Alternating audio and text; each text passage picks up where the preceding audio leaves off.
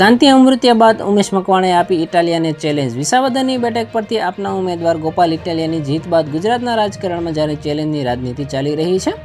થોડાક દિવસ પહેલાં મોરબીના ધારાસભ્ય કાંતિ અમૃતિયાએ ગોપાલ ઇટાલિયાને ચેલેન્જ આપી હતી, જે બાદ ગઈકાલે ગાંધીનગર વિધાનસભા ખાતે કાંતિ અમૃતિયા રાજીનામું આપવા આવ્યા હતા, પણ રાજીનામું આપ્યું નહોતું। એ પછી હવે આજે બોટાદના ધારાસભ્ય ઉમેશ મકવાણાએ ગોપાલ ઇટાલિયાને ચેલેન્જ આપતા ખુલ્લો પડકાર ફેંક્યો છે।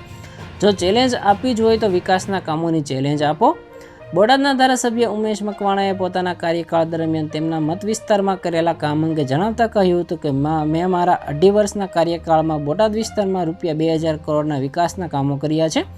ગોપાલભાઈમાં ત્રેવડ હોય તો કામ કરવાની ચેલેન્જ કરો। ગોપાલભાઈ વિસાવદરમાં 500 કરોડના કામ કરીને ઉમેશભાઈને ચેલેન્જ આપે। અને ઉમેશ મકવાણાએ વધુમાં વાત કરતા કહ્યું હતું કે ભાજપ અને આપના ધારાસભ્યો રાજીનામાના નાટક કરે છે। પ્રજાના કામ કરવા માટે ચૂંટાયા છે તો કામ કરો, કામની રાજનીતિ કરો। લોકોએ તમારા ઉપર વિશ્વાસ મૂકીને તમને ચૂંટ્યા છે, તો આવા નાટકો બંધ કરો અને લોકોના કામ કરો।